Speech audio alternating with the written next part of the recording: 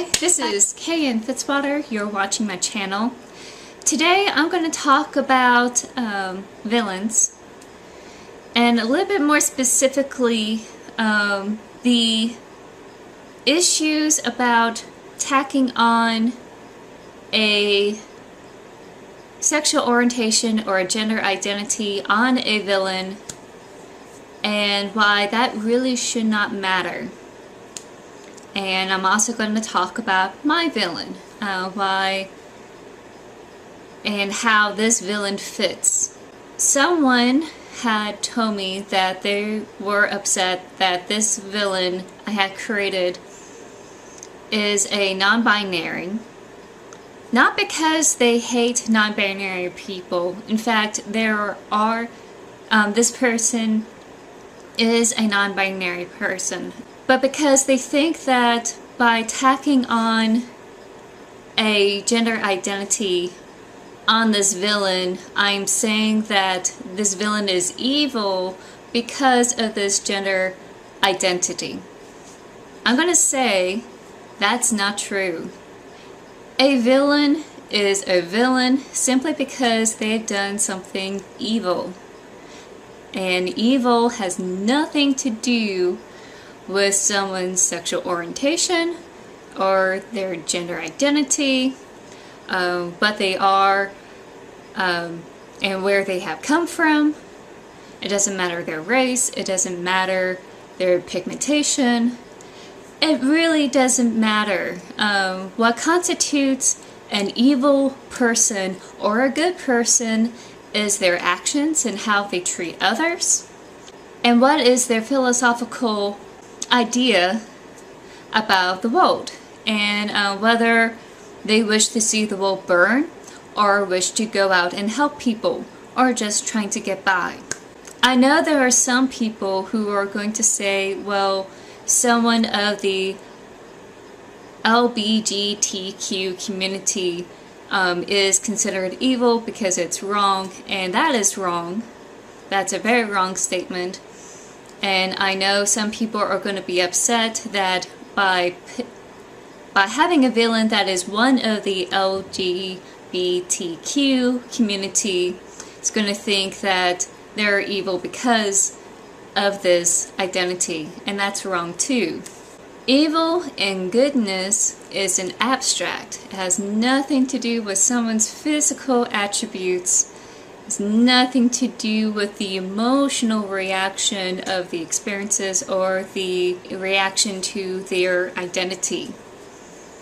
And the best way to draw up an example is, once again, J.K. Rowling. J.K. Rowling have Dumbledore and Grindelwald. For those who don't know, Dumbledore and Grindelwald once were, I think they went as far as partners, I could be wrong, but they were once lovers. We know that Dumbledore is a gay character, and we also know that Grindelwald is either gay or bisexual. But does that mean that because they're gay or bisexual means that they're either a good or an evil person? No. In fact, Dumbledore had made many efforts to try to take care of others and protect them after the issues he had earlier in his life. He had tried his best to uplift those who are around them, trying to be more knowledgeable about magic and the proper uses of magic without causing mayhem and destruction. Whereas Grindelwald had done evil acts for the sake of power and control. No different than Voldemort. I'm pretty much sure we're going to learn more about them in the Fantastic Beasts 2. So I can't wait to watch this movie. Grindelwald is not evil because he's gay. Grindelwald is evil because he went out of his way to manipulate and to kill people. And Dumbledore is not good because he is gay. He is good because he had protected people and tried to lift them up.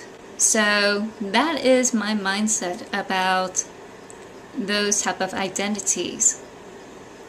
Now, the fear that comes from people tacking on those identities on those villains is that the person is trying to say they're evil because of this identity.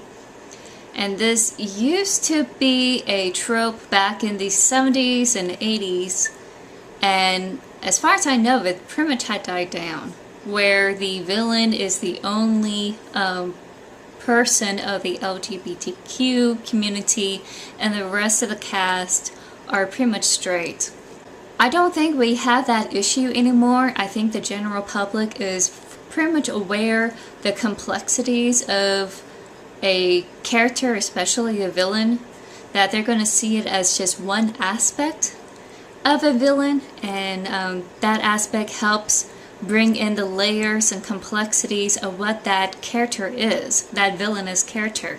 The reason why I say that a character with a gender or sexual orientation isn't a certain moral aspect is simply because gender identity and sexual orientation is a physical and an emotional thing. It's an aspect of the physical realm, whereas good and evil is an abstract aspect. It has abstract values, and it is highly influenced on cultural appropriations of what is right and wrong, and there are some things that are right and wrong that transcends cultures. For those who are confused about why I'm saying good and evil is not a physical abstraction, well, let me go ahead and say this analogy. Let's say this character come across a orphanage, and someone had told them that, oh, if you burn the orphanage down, I'll pay you like $1 million. This person has a choice, and to either follow along, kill all those innocent people, take the money and go, or refuse to take the money and save the orphanage from the person, or go to the police, go to the police and report this person is doing this and trying to get rid of these kids. Nothing I had said concerned about everyone's genders, what race they had come from. It doesn't matter what orientation everyone in this scenario. I mean, none of those factors come into play in this moral dilemma and this moral aspect of that situation, because it really doesn't matter. And what is good and evil is a ideological construct. Now, I got that off my chest. So if you are a gay, lesbian, bisexual, transgender, or queer, or a non-binary person, polyamorous, asexual, etc. You know, if you are a unique person, and if you feel upset that a villain is, you know, part of your community or that identity, that villain, that character is not you. And that artist or that author is speaking volumes about that character and what they're doing that is wrong and evil. They're not saying that they're evil because of your identity or what you are. And you are you.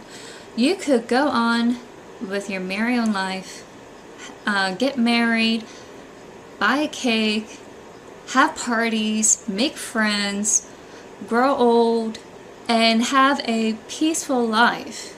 construct something new and interesting, or explore the world. And you're not going to be a bad person for being who you are. So long you're not a douchebag. So long you are nice and kind to others, people are going to be nice and kind to you. And people who are not going to be nice and kind to you because of whatever hang-ups they have, that's on them. That's their insecurity, that is their problem. Has nothing on you. Period. I'm going to lay it out there. You are unique, and you are born to show the world your uniqueness and how to embrace life and all the joys that comes from it, and how love transcends any physical, cultural barrier that there is, because love is beyond physical and cultural barriers. Whatever crappy person that comes into your life, they have nothing on you. But whatever you do, do not become the very person that gives you crap. Do not turn crap onto others. Do not overreact. And have patience with those who want to be your friends, who want to be your ally, that may not be you, but want to help you and promote the struggles and want you to have a more, a better life. Do not yell at them for being slow. Help to educate them, let them know the experiences that you have, and any good person is going to sympathize with you and is going to eventually understand where you're coming from. And they're going to love you because you're a good person. Unless you're an asshole. That being said, I'm going to talk a little bit about this villain. This villain I had at first thought of as a non-binary. And as I reanalyzed this villain, I realized this is a rather unique villain. And I'm going to break it down, and I really don't think this villain doesn't fit any category that we have at this point in time. I'm sure there's a category out there for this villain that they could fit in, but I really don't see it at this time. I think it's too early. We haven't developed that yet. This villain is a mythical creature known as a doppelganger. A doppelganger came from the Germanic folklore that when you go through town, you saw someone that you thought you knew, but they're a complete stranger. And you go to your friend saying, oh hey, I saw you at the supermarket. And that friend's gonna go, I wasn't there. I was at church, or at home, or something. And then you just realize, oh, I met a doppelganger. That's where that came from. And there is some scientific basis to a doppelganger. Even though genetically Ava1 is unique, phenotypically those expressions can be very close to being identical. There was a case, they used this case for forensics, where someone was arrested. I could be off on my landmarks, it's been a while. Someone was arrested all the way in New York, and it was before forensics, before DNA, before any sort of biophysical analysis, where they measure you entirely. They measure you on the distance of your eyes, the eye length, they measure the shape of your head, your nose, your mouth, all the phenotypical features about you. How tall you are, how wide you are, what's your weight. So this person who they just arrested for some reasons on record for being arrested and incarcerated in, I think, somewhere in Illinois. It could be Chicago, I could be wrong. But that person who they thought escaped from that prison in the Great Lakes area is actually still there. They're still in prison. They haven't escaped. They didn't go to the Northeast and got caught. They were still there. So it was one of the first cases, this is in the early 1900s, where the phenotypical expressions can be duplicated in two distinct people who are not related with each other at all. So that's why they look for other things like DNA. They look for blood tests. They look for other things other than phenotypical expressions. And I'm sure in the future we may go beyond DNA because now they're starting to see some hiccups in using those tests. But I could be wrong. So we'll see how the future unfolds.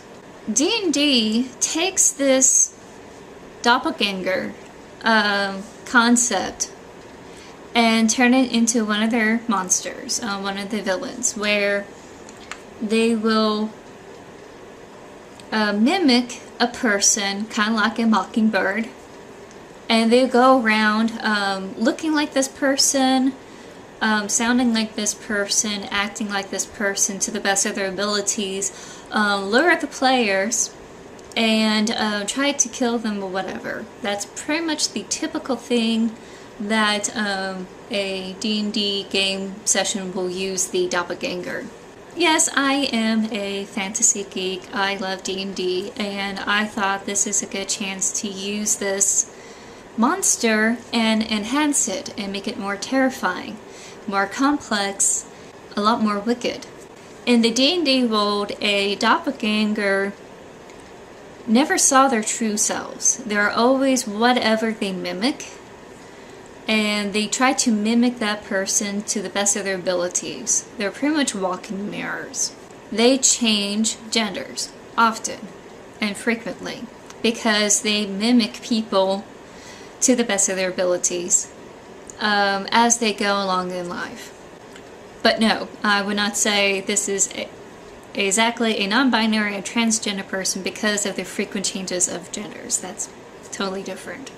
What I have done with this doppelganger is that not only this doppelganger can change between genders, but they're able to understand and accept who they are deep down inside and able to see themselves. In D&D, they cannot become their true self unless they have died. And usually the players will be able to see this weird humanoid form that almost looked like a mannequin and be like, oh, it's a doppelganger that we had just fought. You know, not this person that we've been dealing with, who we thought we betrayed us. No, it's this doppelganger. I have it where this doppelganger was able to understand who they truly are and was able to see themselves. And by seeing themselves, was able to accept who they are. That itself is not villainous. That itself means that this is a highly intelligent doppelganger that went to efforts to understand themselves and their place in the world. A more highly intelligent monster. This particular doppelganger queen, because they are able to understand who they are and accept what they are, they become a superior being of their own doppelganger species. And that's why I call it a queen. A doppelganger queen. No different than a bee queen. So this superior doppelganger, in their whole life, have been in this one gender for a few years, which is a really long time for a doppelganger. To be in one form for more than a month is quite excruciating, because you had to keep up your appearances for a long while. And this one was able to do it for 3 years, almost to a point they could identify themselves as female. This villain consider themselves to be female for the majority of this book, simply because they've been in that form for 3 years. However, because of their nature, they are able to switch between genders depending on who they disguise themselves as. Near the end of the book, all these charades, all the tricks they have done have been revealed for the truth that there is. And this doppelganger is finally revealing themselves who they really are. This doppelganger still sees themselves as female until the very, very end, when they say, you know what, I don't care anymore, I'm just gonna be myself, my true self. This is hard because not only I'm dealing with the physical changes of their sex, on top of that I have the mentality of the villain and how they see themselves, and I'm doing this all in third person. So it is very difficult and very complex what I'm doing with this villain, and it is hard. And if I said this doppelganger is a non-binary, that's because at the very end of the book they accepted that they are neither a female or a male, they're just a doppelganger and doesn't fit any of those genders. But that's at the very end of the book. For the most part, this doppelganger perceives itself to be female because they have been in that form for a really long time. So this is a very complex villain with very complex categories, and it's very difficult to write.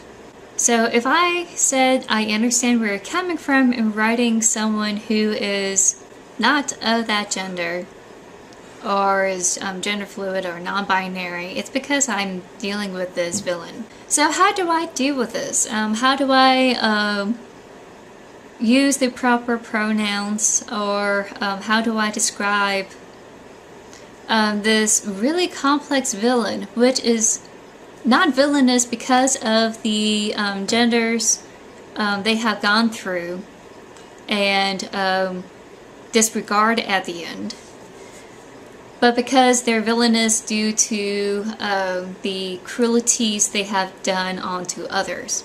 This is something I'm still working with. It is a very complex process, and right now it's going through the beta reading process. So hopefully, one, the beta readers are not going to be confused. Two, hopefully they could tell me whether or not I need to change up a few things, such as, would you just be more consistent about this pronoun?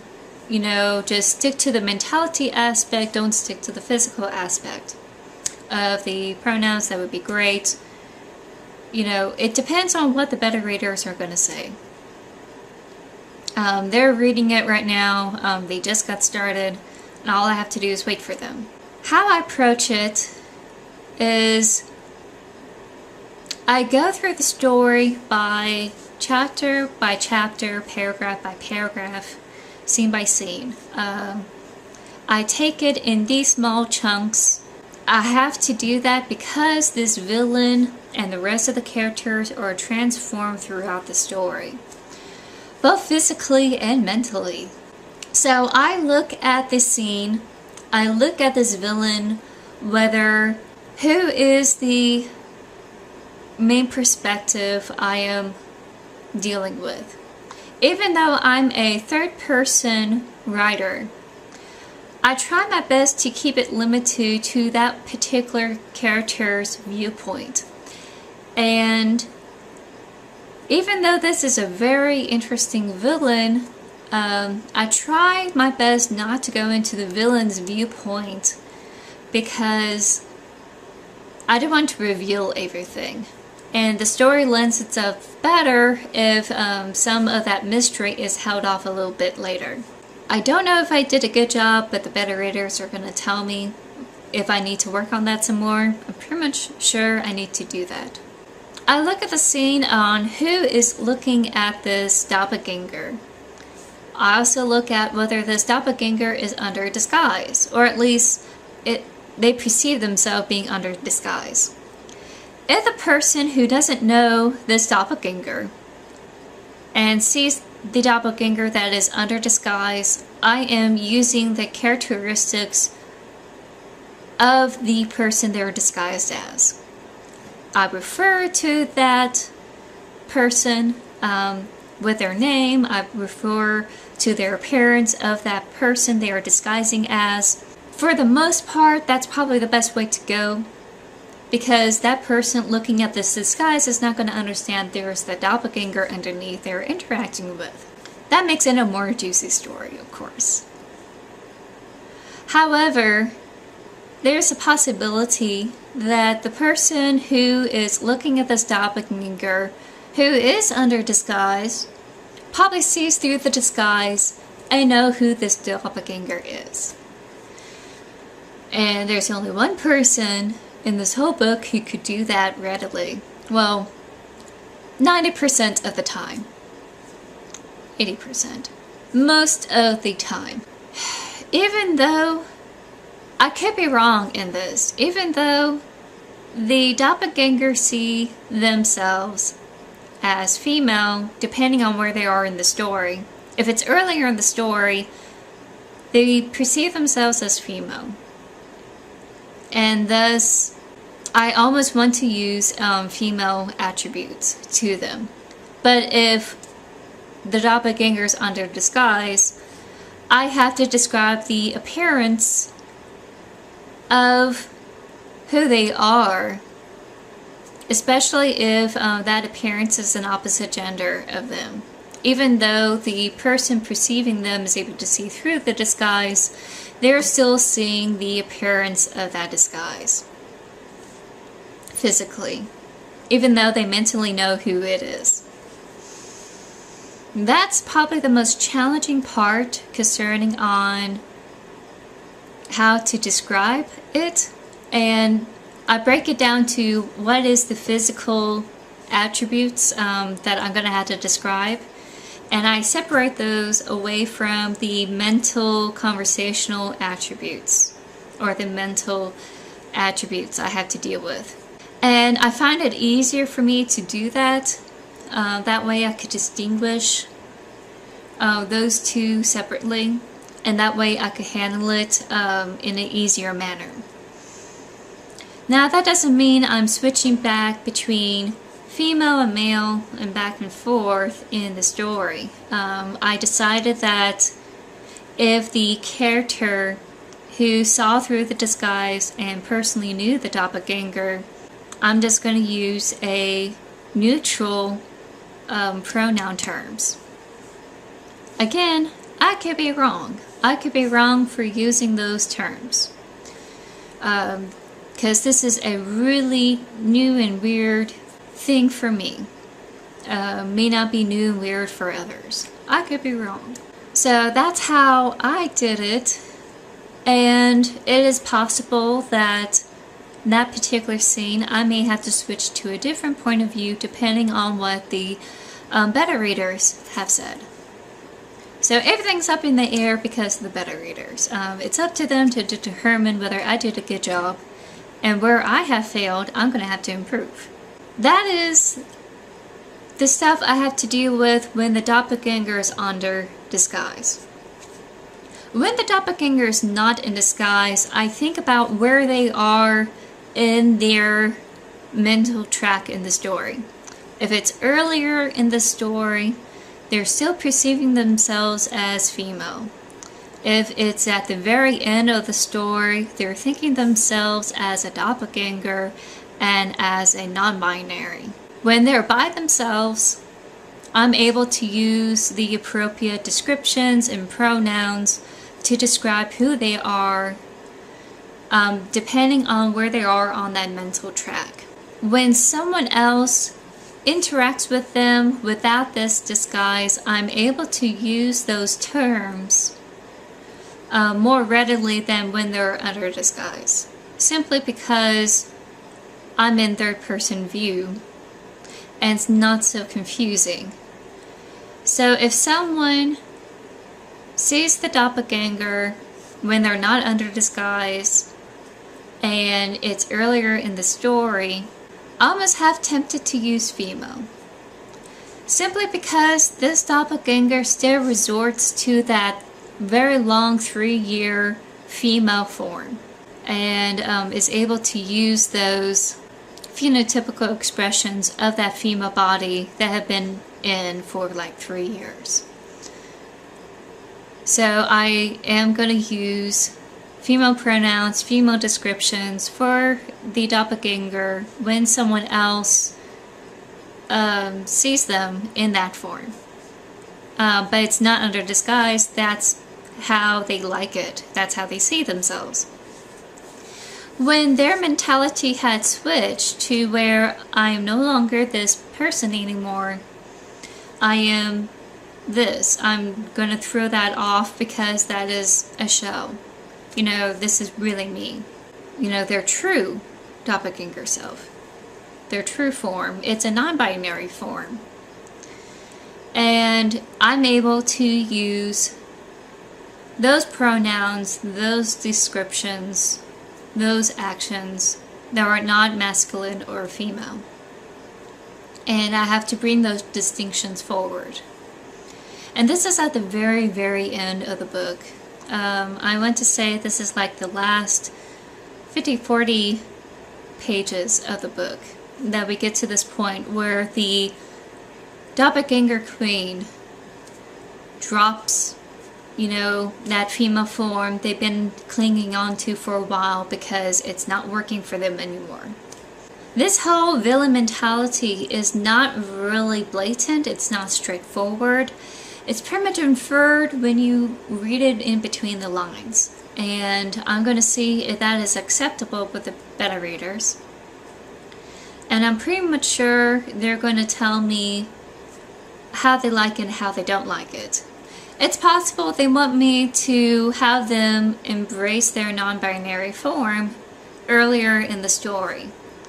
It is possible that they may disregard that female form from the very get-go and they just still revert to their true natural state. They don't care about that female form and they say, oh, I could finally relax. You know, they could have that.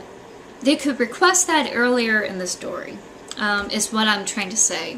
But what I had written, that's how I had approached it for this villain. What category is this villain? If they had stayed in that female form and perceives themselves as female and then eventually perceive themselves as non-binary, even though they had the ability transformed into different genders on and off at a whim. I really don't know. I thought that maybe I can constitute them as a non-binary character, but I could be wrong. Maybe they are a gender-fluid character. Or maybe they are our own distinctive category.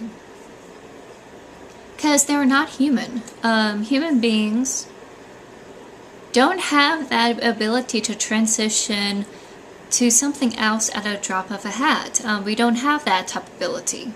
But we do have a mental mindset of our gender identity, who we perceive ourselves. And there's nothing wrong with that. So everything I described about this villain, about their perceptions of their own gender and their uses of switching between genders, does not constitute them being evil at all. It's just a complex layer that's put on to them to showcase what other things are going on with this villain. This villain is evil simply because they have manipulated others. They are and were abusive. They had killed people. They lied to people, not just to get by, just to live, but they lied to people for their own selfish benefits. They had stolen things. They love causing mayhem and chaos. This villain has a very Joker mindset. This character, if you like D&D, I may categorize them as a chaotic evil. Or this doppelganger does love watching the world burn. And they want the world to burn because underneath everything, underneath the ashes, is the truth. Yeah! It's a twisted mentality. Like, everything around us is considered fake. That's the mentality of this villain. Everything is not true. Everything is just cardboard pieces.